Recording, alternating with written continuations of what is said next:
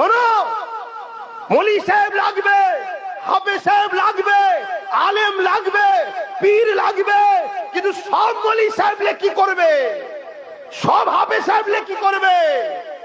কিছু ডাক্তার, কিছু উকিল, কিছু জজ, কিছু আইএস, কিছু আইপিএস, কিছু নেতাও আমাদের দরকার আছে না? না, জোরে বলুন, আছে না? না, সেইটা আমাদের কই?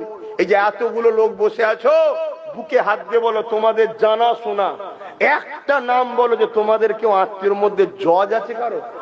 উপরন্তু মুসলমান পাড়ায় খোঁজ নিয়ে দেখো, গুন্ডা বদমাইশ ভর্তি হয়ে আছে। এ আছে না? না, এতে কি আমি আপনাকে ছোট করলাম? না, এটা প্ল্যান মাফিক করা হয়েছে। তোমাদেরকে শিক্ষা দেয়নি, তোমাদের ছেলেদেরকে আইএস আইপিএস বানাইনি, তোমাদের ছেলেদেরকে ডিএম বিডিও আইপিএস বানাইনি। অনেকে বলবে মুসলমান উপযুক্ত নয়। মুসলমান যদি উপযুক্ত না হতো তাহলে আমেরিকার মতো জায়গায় মুসলমান কি করে মেয়র হচ্ছে? আমেরিকার মতো জায়গায় মুসলমান কি করে বড় বড় পোস্টে চলে যাচ্ছে? আরে তোমাদেরকে চাপিয়ে রাখা হয়েছে, দাবিয়ে রাখা হয়েছে। তোমাদেরকে একটা কি বলে ডকুমেন্ট তৈরি করা হচ্ছে। তোমাদের নামগুলো সব গুগলে সার্চ হচ্ছে, কি রেকর্ড হচ্ছে। দেগঙ্গা মানে অশান্তির জায়গা, খুনের জায়গা, বোমের জায়গা, মারপিটের জায়গা। ভাঙর মানে, হাড়ুয়া মানে মুসলিম অধ্যুষিত এলাকাকে রেড জোন করা হচ্ছে। ইচ্ছা করে কারা করছে? যাদের জন্য তোমরা মারপিট করো তারাই তোমাদেরকে রেড জোনে ফেলছে। একটা দিন আসবে মায়ানমারের মতো তোমাদেরকে গুলি করে করে করে মারা হবে, এনকাউন্টার করে করে মারা হবে। যখন তোমাদেরকে মেরে দেওয়া হবে, রাষ্ট্রসংঘ বলবে যেদেরকে মারা হচ্ছে কেন, ওই দিন তোমাদের এই রিপোর্ট গুলো দেখানো হবে। এরা মানুষ নয়, এরা সমাজ বিরোধী। এদের শুধু খুন করতো, মারপিট করতো, ঝগড়া করতো, কিন্তু যাদের জন্য করেছো তারাই বলবে। তাই বাঁচাতে চাইছে আব্বাস সিদ্দিকী। আর বাঁচাবার জন্য আমার প্রাণ প্রিয় ভাই নওশাদ থেকে আজকে তোমাদের জন্য রাস্তায় নেমে দিলাম।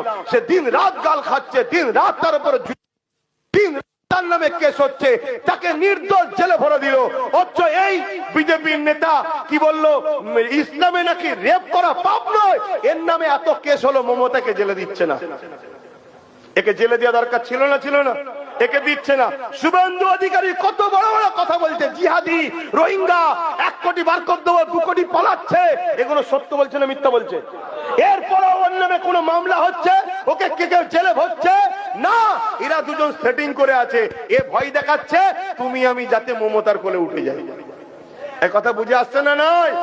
তাহলে এই জায়গায় দাঁড়িয়ে থেকে আমার ভাইটাকে আমি দিয়ে দিলাম। সে তো আমার মতো জলসা করতে পারতো, কথা বলেন, পারতো না? পারতো না? সেও তো দরবারে গিয়ে বসতে পারতো, আপনারা গিয়ে তো মুসাফা করে নজরানা দিতেন। এমনি করিনি, অনেক কিছু বুঝেছি। এ জাতি তোমাকে বাঁচাতে চাইছি। এরপরও বলছি, শুনছেন তো, এরপরও তোমাকে বলছি, যদি আব্বাস সিদ্দিকীর উপরে সন্দেহ হয়, যারা তোমাদের মধ্যে সন্দেহ ঢুকাচ্ছে তাকে বলছি আসো, ডাকাতকে ধরার জন্য পাহারা দিতে হবে। ডাকাত সবচেয়ে বড় ক্ষতি তো আমাদের করছে। আমাদের মসজিদ ভাঙছে, আমাদের ঘরে মব লিঞ্চিং করে মারছে, আমাদের উলামাদের মারছে, আমাদের মসজিদ ভাঙছে, আমাদের মাদ্রাসা ভাঙছে।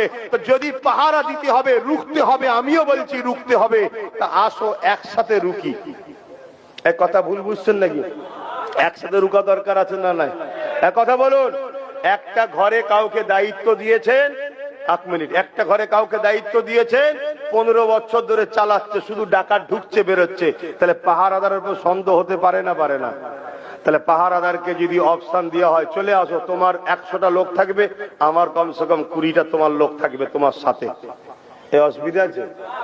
তাহলে তুমি কি সেটিং করছো আমি জেনে যাব। তখন বলছে না না না না না, লিয়া যাবে না। ও, আমাদের সবটা ভাল লাগে, আর আমাদের ছেলেরা যখন তোমার সাথে পাশে চেয়ার লাগাবে তখন নাক ছিটকাচ্ছে না। এগুলো বোঝো, যদি না বোঝো আগামী দিন যে ভয়ানক দিন আসছে তোমাদের জন্য, তখন বুঝতে পারবে হাড়ে হাড়ে।